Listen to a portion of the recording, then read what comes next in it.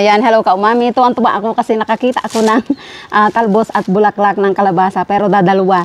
Dito po sa Thailand ay ito yung hindi pangkaraniwan na gulay yung bulaklak ng kalabasa pero talbos ay napakarami.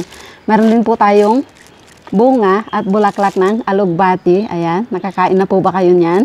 Meron ding talbos of course, kabatiti or patola. Ayan, meron tayong sigarilyas, talong, kamatis at okra. At meron din po tayo nitong patani. Ayan, ipinadala pa po ni Team Agustin TV. Thank you so much kanayon. Makakatikim na ulit finally ng patani na inakala ko din na parda o kadyos. Patani daw po pala ito, sabi ng tita ko. And of course, magpiprito po tayo ng tilapia pansahog. At unahin na po natin iprito ang tilapia. Ayan, nabili ko po for 45 baht. Ayan, at ganito po sila maglinis ng tilapia, wala ng ulo. Yun sana yung masarap pansahog. At mainit na po yung ating mantika. Maglalagay tayo ng asin para hindi dumikit. Ayan po yung dahilan kaya dito ako sa labas nagluluto para free silang tumalsik. Hindi ako mahirapang maglinis. At dahil napakarami po nitong patani ni Kanayon, ayan, marami pa po doon. Ito lang muna yung lulutuin ko. Maghihimay na po tayo habang hinihintay yung tilapia.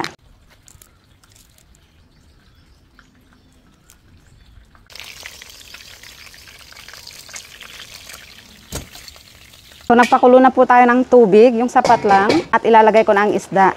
Bagoong ng Thailand. Ito po yung ginagamit namin sa mga salad na hindi maalat katulad ng bagoong natin. At dahil nasanay na rin ako sa laswa style, merong sibuyas, pero sa amin sa Ilocano usually hindi naglalagay.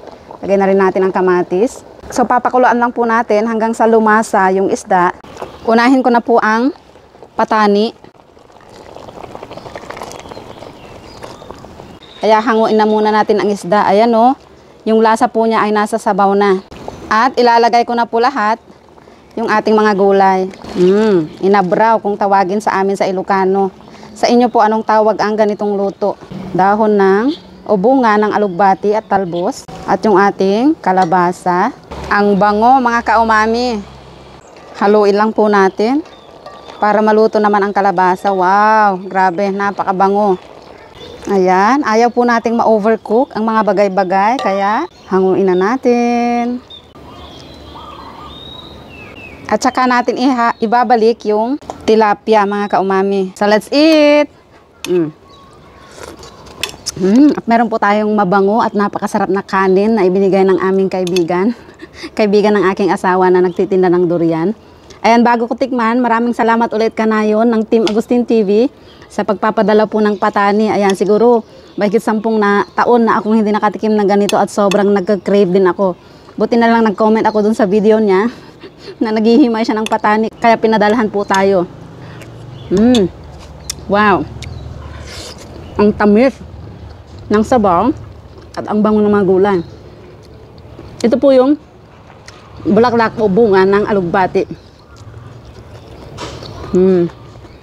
Asan na yung bulaklak ng kalabasa? Ito din po, hindi may masyadong kinakain or ibinibenta dito sa Thailand, dahon ng kalabasa.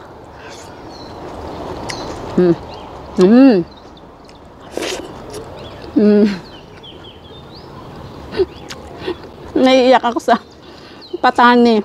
Ang sarap. At sobrang nakakamiss po kasi talaga kapag yung mga gulay na gustong-gusto mo pero hindi mo mahanap dito.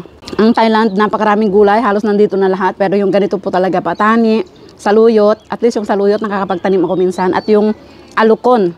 Ayan, sa mga Ilocano, alukon ang tawag. Wala din po dito nun. Buti na lamang, meron po silang alugbati. Isa din sa favorite natin. Childhood ulam. Ang sarap lahat.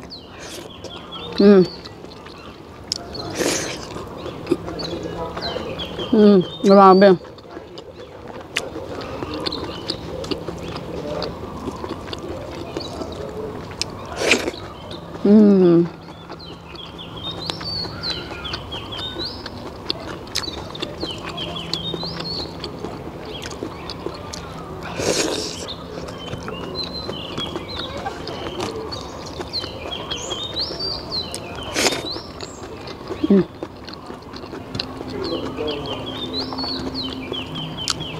Alam mo ng usap-usap.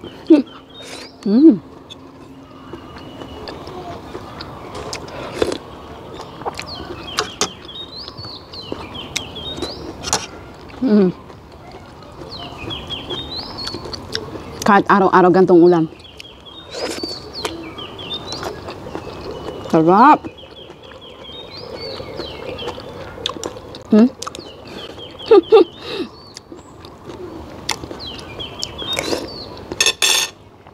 Sarap. Mm.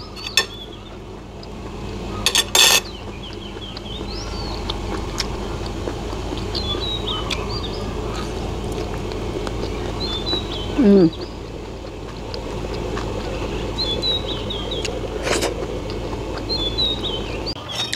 So, patani nga po siya. Maraming nagdedebate sa comment kay Kanayon. Ito daw ay parda sa Ilocano o patani. Ako rin nung una, ang alam ko ay parda nung unang kita ko. Pero patani nga po siya, pati lasa. Ang alam ko kasing patani, yung flat, ang buto na mas malalapad na may mga purple na kulay. May ganito rin pala. Ah, ang sarap.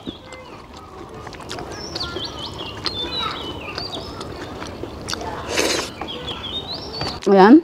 Niluluto din po namin ang talong. Ito po yung talong na lagi kong kinakain na hilaw.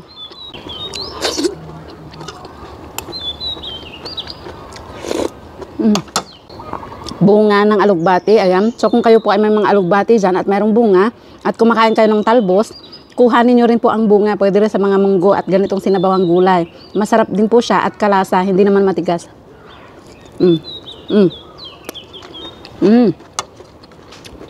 Madulas-dulas din.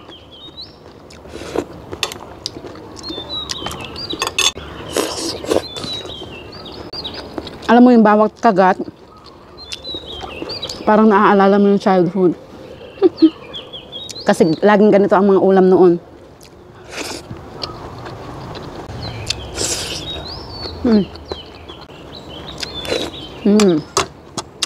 So yun lang mga kaumami, sana ay nagustuhan nyo na naman ang video natin for today.